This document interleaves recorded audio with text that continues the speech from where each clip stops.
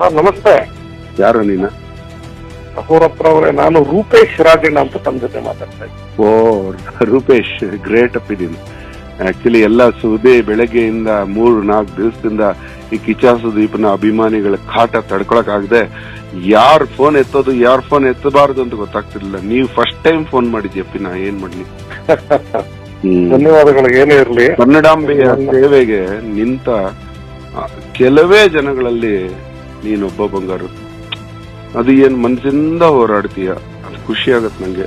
ನೋಡೋ, ಹೋರಾಟದಲ್ಲಿ ಎಷ್ಟೋ ಸಲ ತಪ್ಪುಗಳಾಗತ್ತೆ, ಆದ್ರೆ ನಿನಗ್ ಮನ್ಸಿಗೆ ಸರಿ ಅನ್ಸದೆಲ್ಲ ಮಾಡ್ತಾ ಇರ್ತೀಯಪ್ಪಿ. ಧನ್ಯವಾದಗಳು. ಈಗ ನಾನೊಬ್ಬ ಕನ್ನಡಿಗನಾಗಿ ನಾನೊಂದು ಒಂದು ಒಂದು ಮನವಿ ಅಂತಾನೆ ತಿಳ್ಕೊಳ್ಳಿ ತಮಗೆ. ಅಪ್ಪಿ, ನಾನು ಫೋನ್ ಇಡ್ತಾ ಇದ್ದೀನಿ. ನನ್ನ ಪರ್ಸನಲ್ ವಿಚಾರಕ್ಕೆ ಬರಬೇಡಿ ನೀವು. ನಾನು ಕನ್ನಡಿಗ, ನೀವು ಕನ್ನಡಿಗ. ನಾನು ಸಾಹಿತ್ಯ ಸೇವೆ ಮಾಡ್ತಾ ಇದೀನಿ, ಕನ್ನಡಕ್ಕೆ ನನ್ನ ಕೈಲಾದಷ್ಟು ಹೋರಾಡ್ತಾ ಇದೀನಿ. ಆದ್ರೆ ಜೂಜಾಡಿಸಿ ನಮ್ಮ ಕರ್ನಾಟಕವನ್ನ ನಾಶ ಮಾಡ್ತಾ ಇರೋರ ವಿರುದ್ಧ ನಾನು ಎದೆ ಎತ್ತಿ ನಿಂತಿರುವಾಗ ನನ್ನನ್ನ ವಿಮುಖವಾಗಿ ಮಾಡೋದಕ್ಕೆ ಬಂದ್ರೆ ಮಾತ್ರ ದಯವಿಟ್ಟು ಆ ಪ್ರಯತ್ನ ಮಾಡಬೇಡಿ ನೀವು. ಇಲ್ಲ ಇಲ್ಲ ಇಲ್ಲ, ನಾನು ಆ ರೀತಿ ಪ್ರಯತ್ನಕ್ಕೆ ಬರಲಿಲ್ಲ. ಅಂದ್ರೆ ನನಗೆ ಅನ್ಸಿದ್ದು ನಾನು ಹೇಳ್ಬಿಡ್ತೀನಿ, ಆಯ್ಕೆ ಮಾಡ್ಕೊಳ್ಳೋದು ನಿಮಗ್ ಬಿಟ್ಟಿತ್ತು. ಇಲ್ಲ ಇಲ್ಲ, ನನ್ಗೇನು ಹೇಳ್ಬಿಡಿ. ನಾನಾಗ್ ನಾನು ಬಂದ ನನಗೆ ನಿಮ್ಗೆ ಅಭಿವ್ಯಕ್ತಿ ಸ್ವಾತಂತ್ರ್ಯ ಇದ್ರೆ ನೋಡಿ, ನನಗೆ ನಿಮ್ಮ ನೋವು ಮಾಡಬೇಕು ಅಂತ ಹೇಳಿ ನಾನು ಕಾಲ್ ಮಾಡಿಲ್ಲ. ಈಗ ನಾನು ಇವಾಗ ನನ್ನ ಅಭಿಪ್ರಾಯ ಹೇಳಿದೀನಿ ರಾಜಣ್ಣ. ನಾನು ಅಭಿಪ್ರಾಯ ಎರಡು ನಿಮಿಷ ನನ್ನ ಅಭಿಪ್ರಾಯ ನನಗೆ ವಿರುದ್ಧವಾಗಿ ನಾನು ಮಾಡ್ತಾ ಇರೋ ಕೆಲಸಗಳಿಗೆ ತಾವು ತುಂಬಾ ಪ್ರಶಂಸೆ ವ್ಯಕ್ತಪಡ್ತಿದ್ದೀರಾ. ಎರಡು ನಿಮಿಷ ನನ್ನ ಕಡೆ ಇಷ್ಟಪಡ್ತೀನಿ. ಯಾವತ್ತು ನಿಮ್ಗೆ ಅಭಿಪ್ರಾಯ ಕೊಟ್ಟಿಲ್ಲ, ಇದು ಮಾಡಿ ಇದು ಮಾಡ್ಬೇಡಿ ಅಂತ. ನನಗೂ ನೀವು ಅಭಿಪ್ರಾಯ ಕೊಡ್ಬೇಡಿ. ನಾನು ಕೇಳಿದ್ರೆ ಹೇಳಿ ರಾಜಣ್ಣ, ನಿಮ್ಗೆ ಏನ್ ಅನ್ಸುತ್ತೆ ಅಂತ ಕೇಳ್ದಾಗ ಹೇಳಿ. ನಾನು ಕೇಳಲ್ಲ, ನನಗ್ ಗೊತ್ತು. ನೀವು ಕೇಳಲ್ಲ, ನಾನು ಕೇಳಲ್ಲ ಅಂತ ನನಗೆ ಗೊತ್ತು.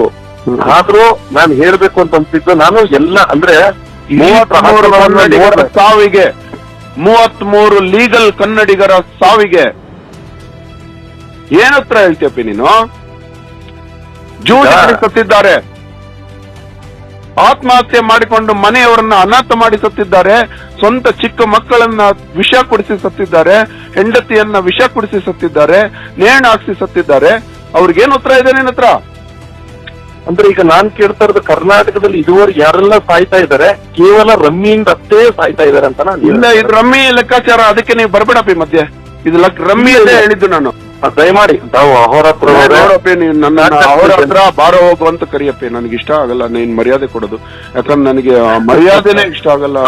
ಅಲ್ಲಲ್ಲ, ನಾನು ದಯಮಾಡಿ ಹೇಳ್ತೀನಿ ಕೇಳಿ. ಕರ್ನಾಟಕದಲ್ಲಿ ಇವತ್ತು ದಿನವೂ 100 ಜನ ಸಾಯ್ತಾರೆ, ಎಲ್ಲ rummy ಆಡೇನೆ ಸಾಯಲ್ಲ.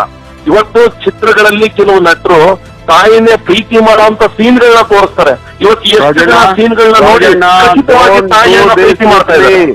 Rajanna, don't do this with me. I didn't told. ನಾನ್ ನಿಮಗೆ ಬೇರೆ ಎಲ್ಲ ಲೆಕ್ಕಾಚಾರಗಳು ಹೇಳಿಲ್ಲ, ರಮ್ಮಿಯಿಂದಾನೇ ಸತ್ತವರ ಲೆಕ್ಕಾಚಾರ ಹೇಳಿದ್ದು. ಅದು ಲೀಗಲ್. ಈಗ ಏನಾಗಿದೆ ಅಂದ್ರೆ ಸರ್, ನಾವು ಕಿತ್ತಾಡೋದು ಎಲ್ಲೋ ಹೊರಗಡೆ, ಅಂದ್ರೆ ಹೊರಗಡೆ ಇದ್ರೆ ಕಿತ್ತಾಡಪ್ಪಿ, ನನಗೇನು ಬೇಜಾರಿಲ್ಲ. ಇಲ್ಲ ನೋಡಿ, ನಾನು ಹೇಳ್ತಾ ಇರೋದು ಸರ್ಕಾರ ಒಂದ್ ಏನಾಗಿದೆ, ಅವ್ರನ್ನ ಕಳ್ಕೊತಾ ಇದೀಯ ರಾಜಣ್ಣ. ನನ್ನ ಮೇಲೆ ಅಟ್ಯಾಕ್ ಆಗಿದ್ರೆ ಅವ್ರನ್ನ ಮಾತಾಡ್ಬೇಕು ವಿನ ನನ್ನ ಹತ್ರ ಬಂದ್ ಮಾತಾಡ್ತೀಯಪ್ಪ ನೀನು. ನಾನು ಆ ಅಟ್ಯಾಕ್ ಮಾಡಿರೋದನ್ನ ಸಮರ್ಥನೆ ಮಾಡ್ಕೊತಾ ಇಲ್ಲ. ನಾನು ಅಟ್ಯಾಕ್ ಮಾಡಿರೋದನ್ನ ಸಮರ್ಥನೆ ಮಾಡ್ಕೊಂಡು ಕಾಲ್ ಮಾಡ್ತಾ ಇಲ್ಲ. ಬೇಡ ಬಂಗಾರು ರಾಜಣ್ಣ, ನಾನು ನೋಡಿ ಗೌರವಿಸ್ತೀನಿ. ದಯಮಾಡಿ ಆ ಮಾತುಗಳನ್ನ ವಾಪಸ್ ತಗೊಳ್ಳಿ.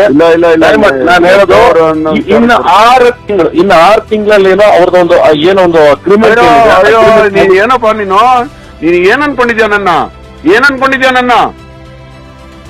ಏನದು ಅನುಮಾನ ಬರೋ ತರ ಮಾತಾಡ್ತಾ ಇದೀಯಾ? ಖಂಡಿತ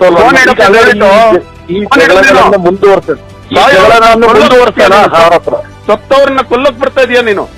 ಖಂಡಿತವಾಗ್ಲೂ ಇಲ್ಲ.